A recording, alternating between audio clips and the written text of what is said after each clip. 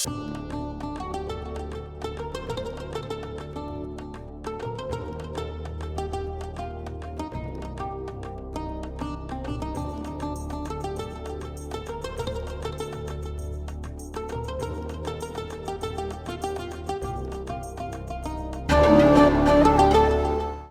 rahmani rahim wa sallallahu ala sayidina wa mawlana muhammadin rasulillah wa ala alihi wa ashaabihi wa xulafaihi wa man wala. assalaamu aleykum wa rahmatullahi wa barakaatu. monsieur le gouverneur, ñu ngi dellu di santaat yàlla suñu borom subhanahu wa taala, di julli ci yonent bi sallallahu alayhi wa sallam, yëkkatiwaat nuyoo yu tedd ak ziyaar di ko jëme ci sa jëmm ju tedd ji. ngërëm ak cant gunge ko ak ñaan te gàttandu ko ci liggéey bu rëy bi nga xamante ni ci lañu bàyyi ko nii léegi,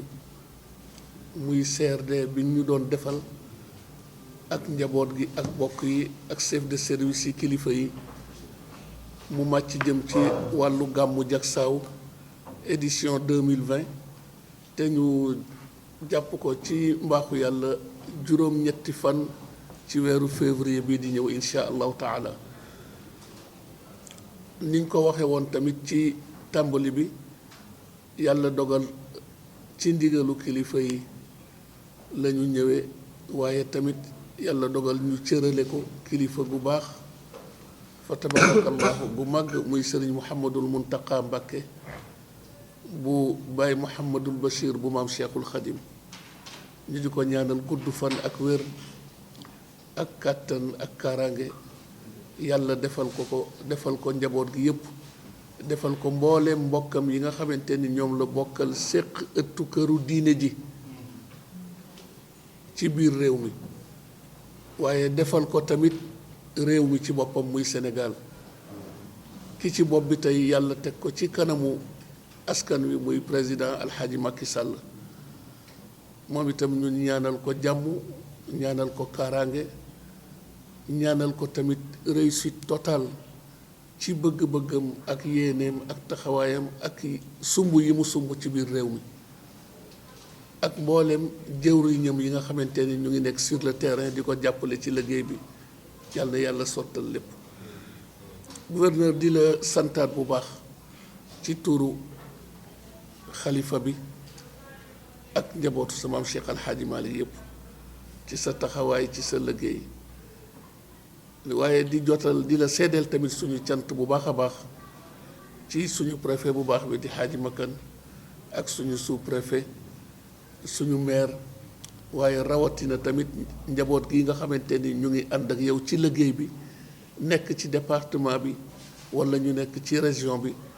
muy ay kilifa yoo xamante ni ku ci ne am na fu la yàlla teg nga nekk fa jiite njaboot ànd ak ñoom di liggéey. te liggéey bi mooy réew mi am ndalte, réew mi am kaaraange, population bi, askan wi mën a mucc,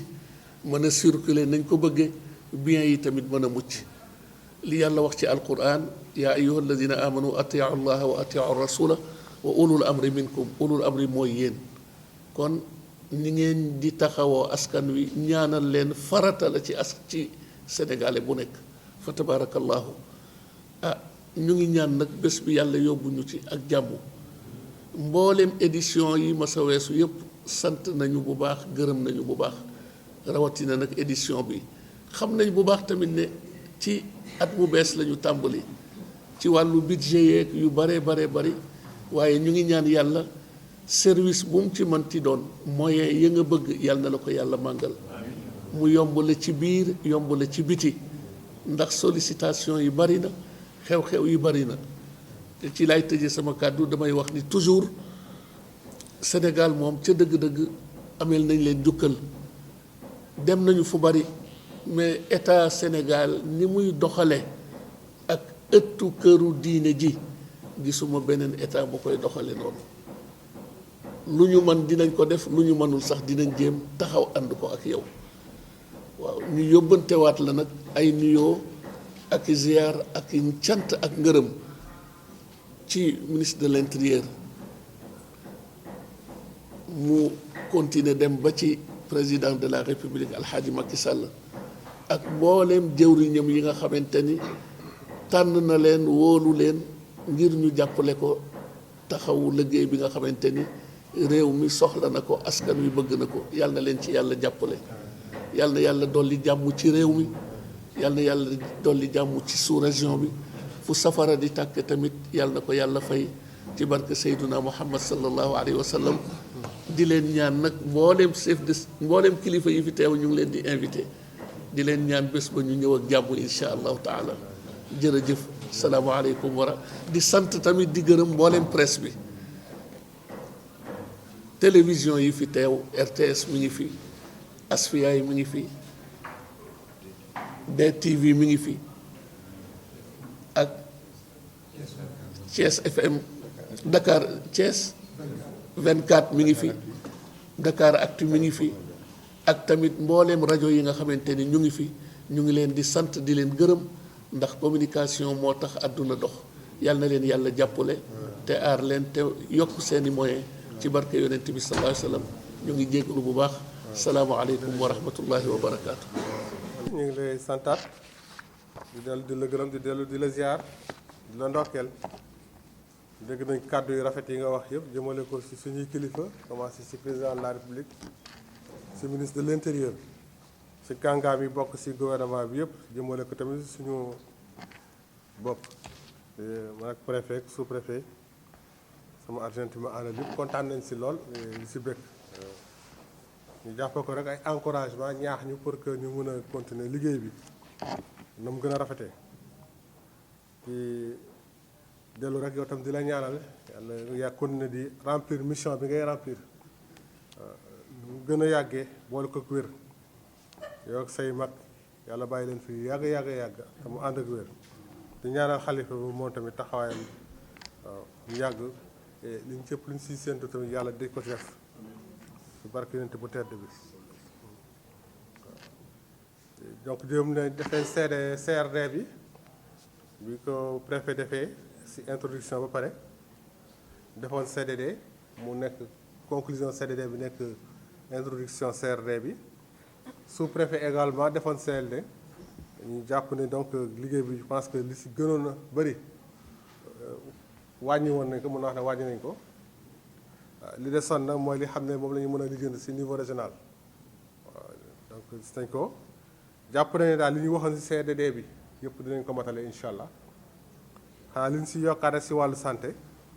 mooy ñu utiliser rajo communautaire yi, utiliser rajo communautaire yi muy di wàllu santé, di wàllu hygiène, di wàllu lu mel ni élevage, di wàllu lu mel ni commerce, sécurité. ñu mën a utiliser rajo communautaire yi pour yokk sensibilisation bi bu ñu doon def ci wàllu yooyu yëpp.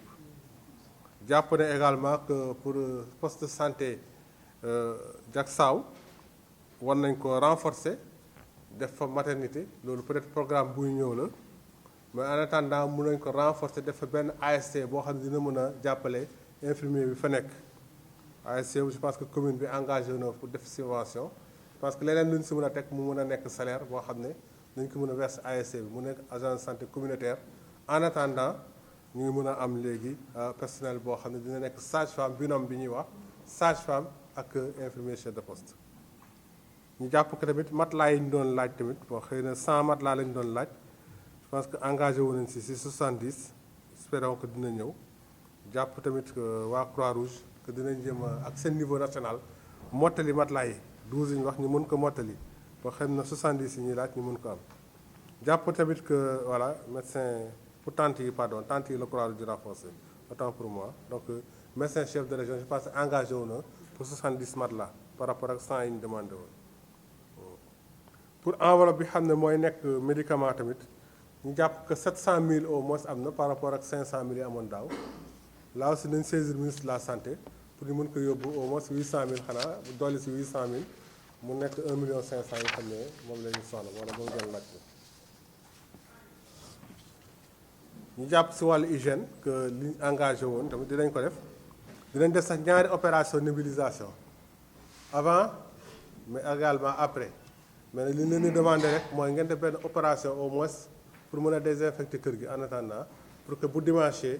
ñu mën a def nettoiement bi tam ñu ngi xaar UCG accompagner si comité d'organisation bi ñu def nettoiement après li si des nag activités yi si des nga mën ko programmer pour nébulisation dëkk bi yëpp nga mën ko programmer après. Donc pour waa Croix-Rouge ñu jàpp noonu donc 50 éléments au lieu de 40 également 12 tentes yi moom disponible na et que bon peut-être li ñuy laaj complément bi ngeen seet ak seen niveau national. Pour Senelec moom macha allah alhamdulilah je pense que su ngeen exécuter li ngeen jël ci engagement rek dootul du am problème ah gis naa ne amul benn interpellation bu jógee ci CRD waaw pour hydraulique xanaa forage bi ba léegi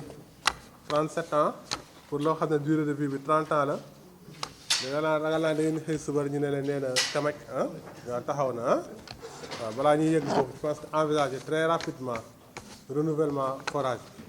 ak lépp lu mu accompagné wu nag ci équipement mu ay tuyaux pour mun a def effectivement distancing ndox mi mu mun a dem ci foo xam ne ci laaj na ko ci dëkk bi mais jàpp également que comme ni ñu ko waxee sànq du jàpp saa rek 37 wala 38 villages ñoo nekk ci ginnaawam ñu war a def ouvrage boo xam ne du mën a jël en charge loolu yëpp jàpp ne dëkk bu yokk la tamit et que comme fii ak 30 ans xëy na dootuñu renouveler forage boobu ñu dimensionné ko loo xam ne dina mën a supporter au moins population biy yokku fii ak 30 ans. Pour waa gendarmerie donc ñu jàpp que am na demande bu bees 300 barrières la ñu waxoon ñu jàpp ne bëgg na ñu ngi yokk ci 50 muy 350 barrières. Transport bi également ñu fàttali ne comité d'organisation bi moo ko jël en charge waaw mais surtout daal def réunion avec le sous-préfet def réunion de sécurité boo xam ne di ngeen mën a harmoniser sécurité ak protocole ñoo ànd li may xool souvent président buy déplacé wu y a le protocole présidentiel et le gouverneur militaire ñoom ñooy nekk suñu interlocuteur ba keroog ba ñu pare waaw protocole bi c'est vrai sécurité mooy commandé parce que tamit dañuy assurer d'abord sécurité ñu fay ñëw sécurité mooy commandé protocole mais nag mën nañ demander sécurité léeg-léeg mën a xool lan la mën a tolérer pour que protocole bi tamit mën a jaar yoon donc laaj na ngeen def réunion harmonisation pour ñu am protocole bu baax boo xam ne dina tax manifestation bi neex na war a neexee parce que mais également ba am manifestation xam ne dina déroulé wu dans la sécurité waaw donc ñu ngi xaar réunion boobu monsieur le sous-préfet nga def ko ak waa comité d'organisation bi ak waa gendarmerie yi waaw xëy na mën ngeen si boole sax sapeur pompier également parce que léeg-léeg tamit ñoom it dañ am en matière de sécurité considération yoo xam ne xëy na keneen du ko jël en charge bon communication moom ñu jàpp ne Sonatel ñëwul tey ah ngeen seeti wujj yi rek voilà ah voilà tout à fait waaw kon ñu jàpp si wàllu Ageroute bon xam nañ seen i difficulté booba léegi quand même je pense que depuis gàmm gi ba léegi ñu ngi koy wax bon espérer que dina wàññeeku dégg nañu engagement yi ngeen jël mais ñu yokk si nag arroser vraiment arroser yoon bi comme ni ñu wax parce que loolu tamit question hygiène la également quelque part arroser yoon bi dina baax si kii bi aménagement parking yi tamit lu gën si mën a jàpp ngeen aménager parking parce que loolu tamit day faciliter effectivement déplacement yi faciliter sécurité bi également si bërëb bi bon ONAS également ñoom it souvent daan nañu wax ay difficultés mais heureusement cette fois ci jël nañu engagement ñu jàpp donc pour 30 toilettes mobiles ak 6 camions bu leen fàtte tamit ni ñu leen si wax si particularité Diacksao xam ne dafa bëri suuf ganus la donc ñu am ay camions yoo xam ne dañu am 2 ponts mais également am tuyau d'arrosage yoo xam ne dinañ gudd ba mën a yegg si biir kër gi donc élevage dégg nañ li muy engagé wu moom ak commerce yëpp jël nañ seen i engagement si par rapport ak liggéey bi je pense que luñ miin la mais surtout opération daal pour chiens errants yi waaw moom je pense que loolu jar a taxaw la pour ñu mun ko def eaux et forêt donc ngeen def demande bi pour eaux et forêt pour citernes yi pour jàppale leen ko que seen direction mun leen gën a autoriser yomb la leen ko waaw wàllu nettoiement bi tamit jàpp nañ ko comme dimanche prochain la incha allah ni ma ko doon waxee sànq rek ICG dinañ si jàpp wàllu nettoiement bi pour que ngeen mën ko exécuter na mu waree je pense que d'habitude ñëwuñ tey mais c'est du seen habitude ñoom quand même seen habitude donc dégg nañ bu baax li ngeen wax ci DMTA ak ministère de l'intérieur DAGE ak DPC yëpp incha allah ñu ngi xaar rek ngeen def demande bi pour tentes yi 50 tentes yi ngeen def demande bi mais li si des comme def nañ ko ba pare nañ ko suivre pour mën a seet naka lañ koy yeggale bu bés ba. Commissariat sécurité alimentaire itam ñu ngi déglu seen réaction par rapport ak événement bi je pense que événement bu nekk si agenda bi la mu ngi si programme bi yàgg na donc en principe di ngeen am réaction au moins bu yem ak li xam ne defoon ngeen ko daaw su yokkuwul incha allah. kon daal sëñ bi encore une fois ñu ngi dellu si waat rek di leen tàllal suñu loxo di la gërëmaat bu baax yow nag di la sant bu baax a baax si vraiment li ñuy taxawoo yëpp ñu ngi ko gis nañ ko bu baax a baax ñu ngi la si sant sa taxawaay si kër gi tamit gis nañ ko bu baax a baax ñu ngi la si ñaanal si sant bu ñu la santee ba pare di espérer que dinañ yegg si événement bi def ko ni ko Abdou Aziz waxee léegi xanaa ne boo génnee si gàmmu gi événement bi dina symbolique en tout cas suñu tarixa bi donc di jox ko nag dimension bi xam ne moom la am tamit comme loolu la ñaan yàlla dañuy yegg si jàmm mu am si jàmm ku nekk da ngi amoon yéene liggéey ko si yàlla mën ko matale waaw nga defal ni ñaan ñu tëjee ko jotaay bi ñu bokk jàng Fatiha julli ci yonent bi sallallahu alayhi wa sallam ñetti yoon teg ci juróom-ñetti yàlla ñu dellu sant ko yàlla nga di yàlla sallallahu alayhi wa sallam yéene wax ne tamit monsieur le gouverneur ci ñaan bi ci mission adjoint yi préfet sous-préfet maire rawatina chef de service yi di ay kilifa toog ak ñi fi teew ñëpp daal te nekk ci mission yàlla ñu réussir seen mission.